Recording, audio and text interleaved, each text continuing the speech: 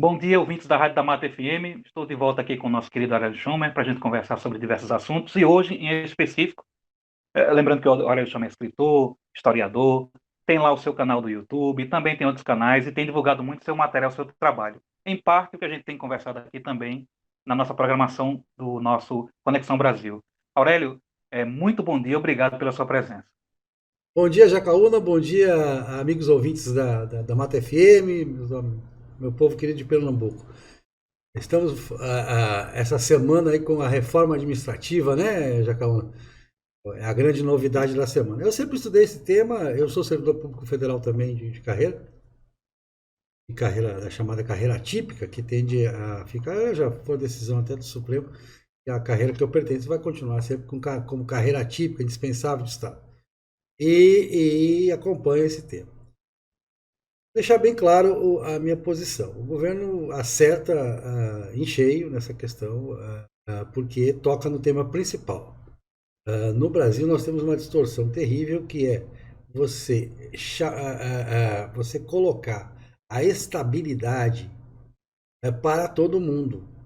Quando quem tem que ter estabilidade é agente de Estado. Só faz sentido dar estabilidade ao agente de Estado.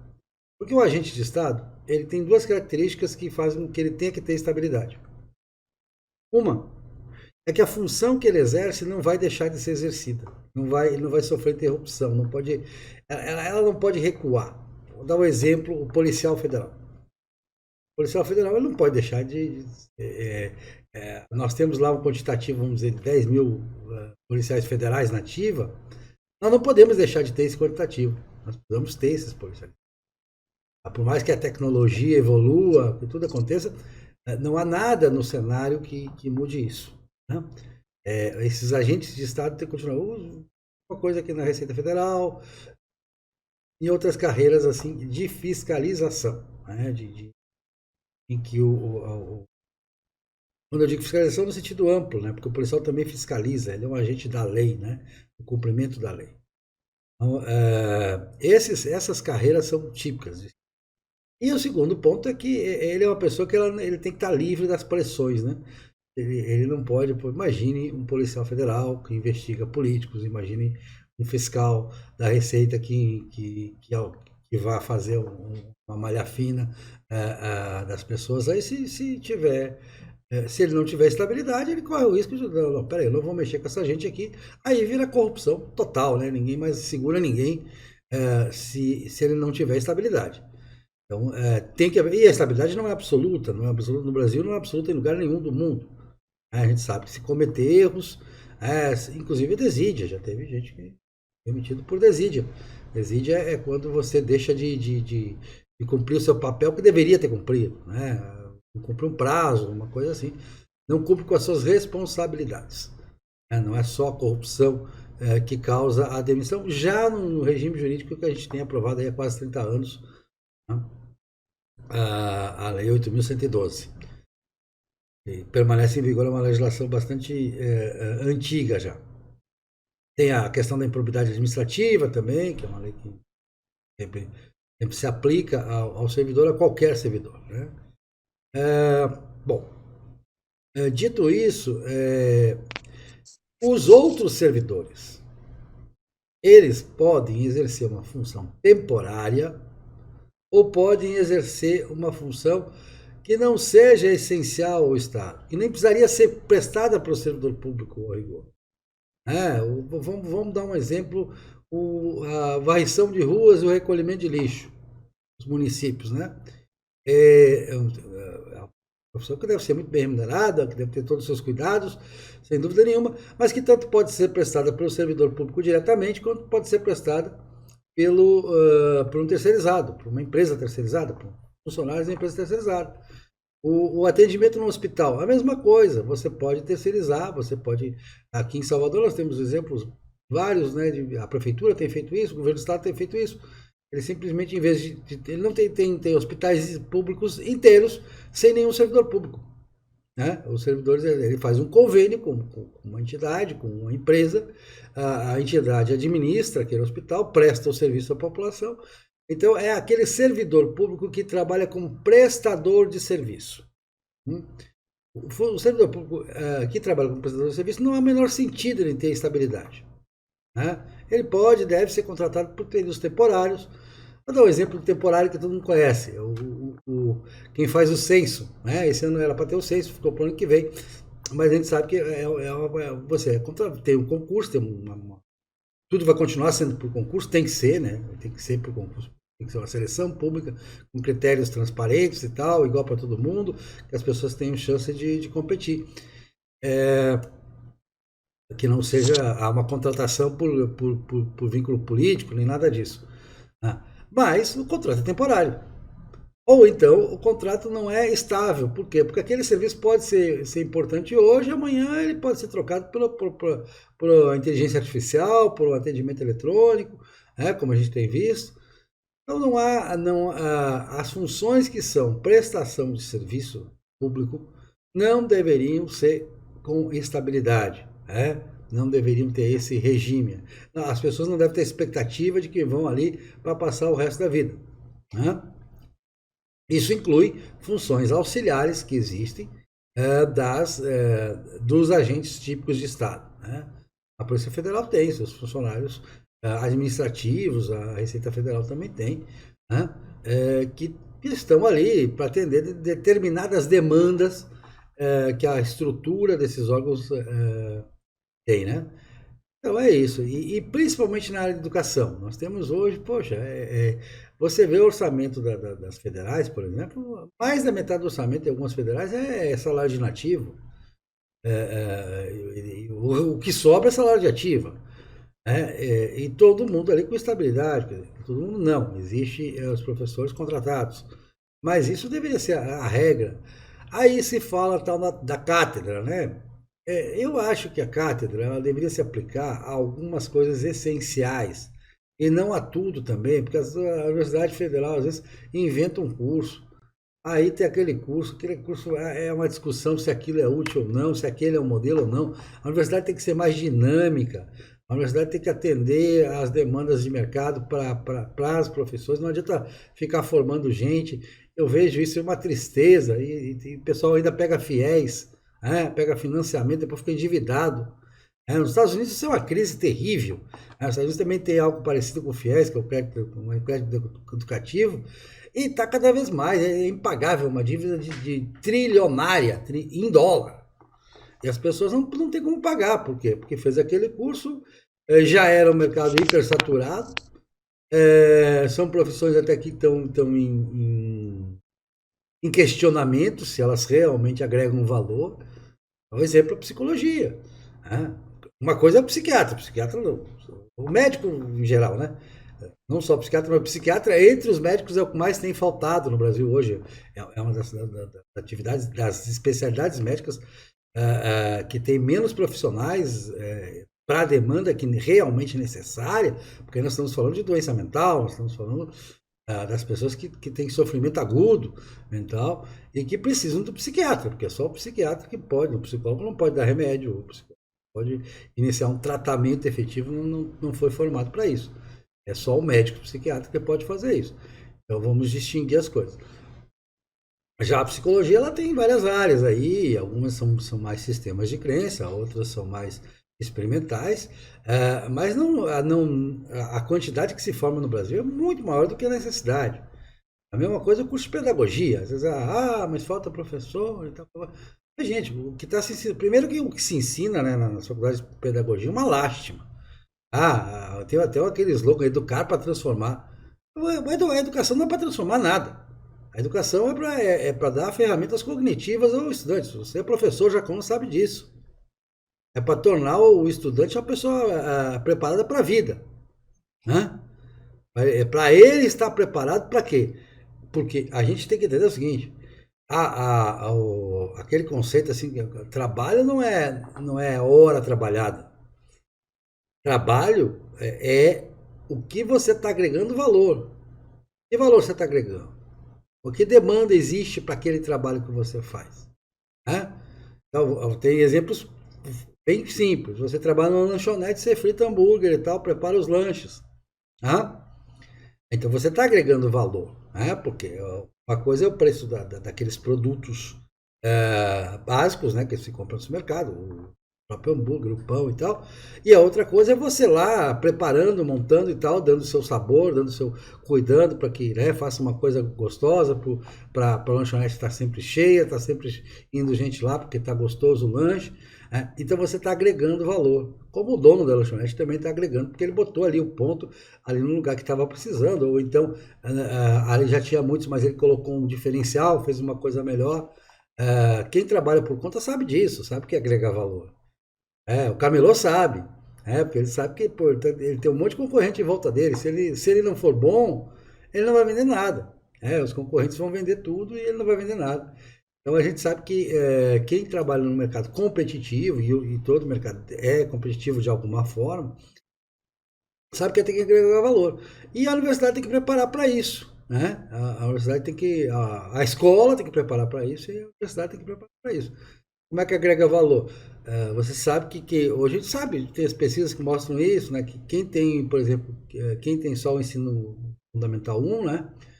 E quem tem um ensino médio, há uma diferença de produtividade, há uma diferença de como atender, colocação de renda, né? Porque aquela pessoa consegue, isso é na média, consegue agregar mais valor.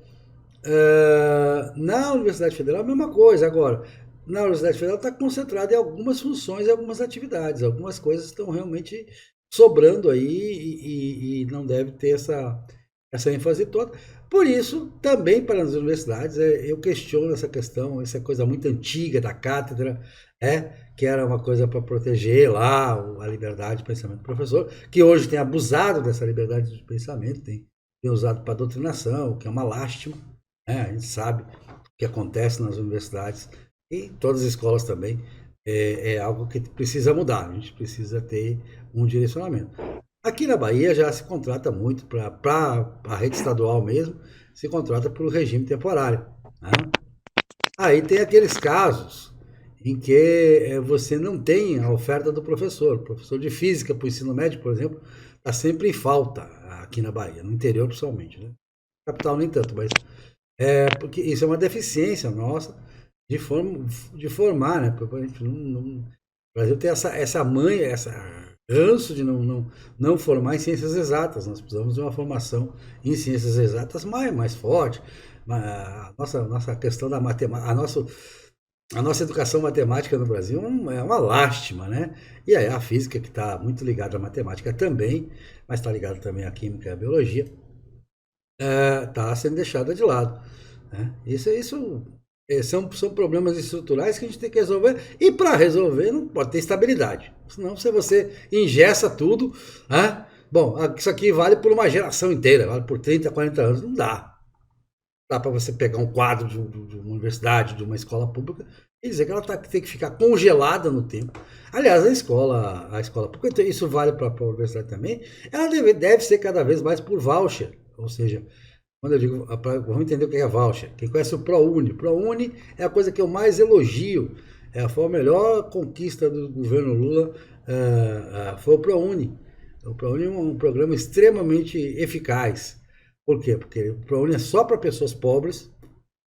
Ele dá 100% da mensalidade para as pessoas muito pobres e 50% para as pessoas pobres, mas não tão pobres. Para estudar na escola privada. Para estudar na universidade privada. E o estudante escolhe a escola, né? Conforme as suas notas e tal. Tem todo um sistema de meritório, de esforço também. Mas é um bom programa. E é um programa que tem que ser estendido para a escola do ensino básico, para o ensino fundamental também.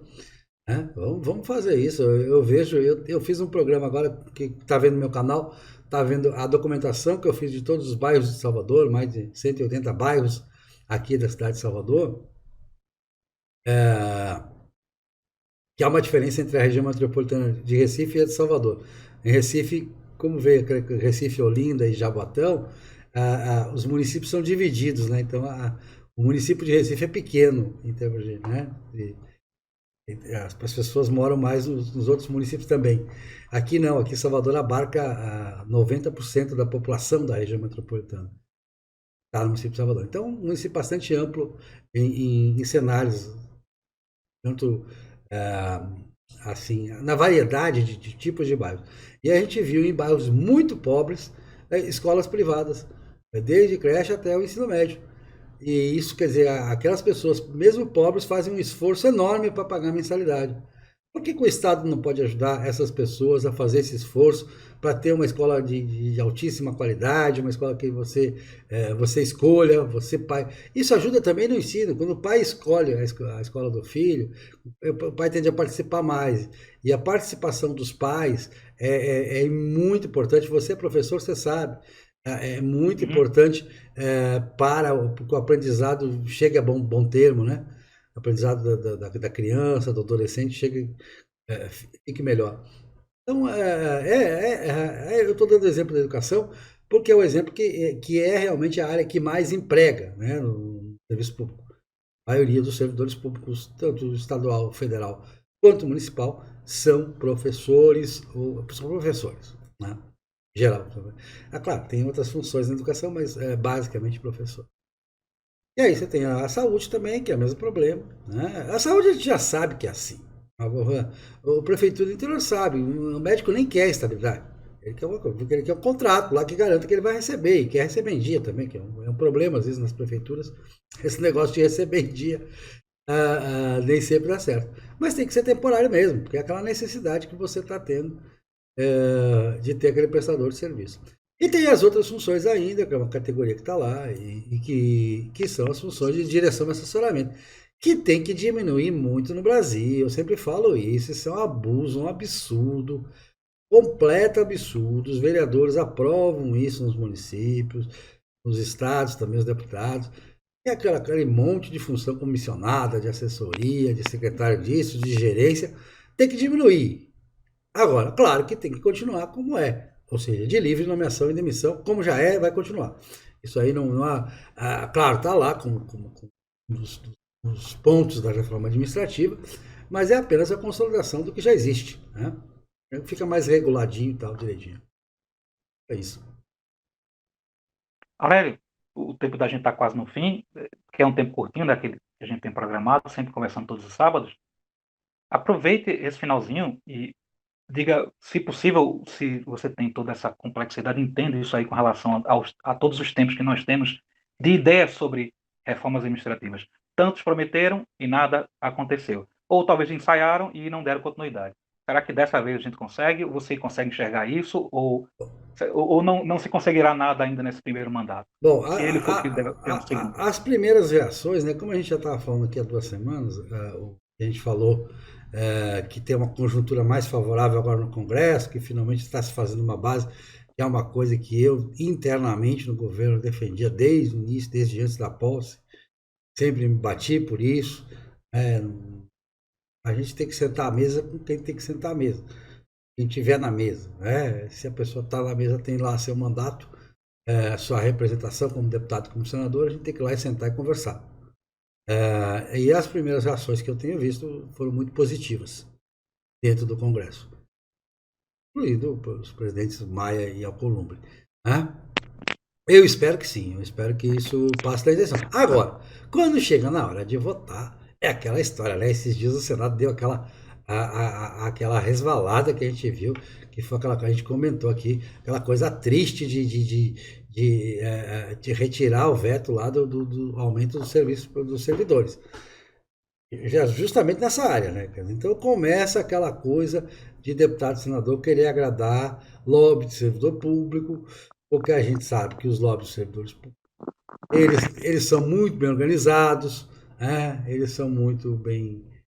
Eles vão lá e fazem aquela pressão, e aqui na hora da votação, quando o governo menos espera, está lá, fazendo emenda.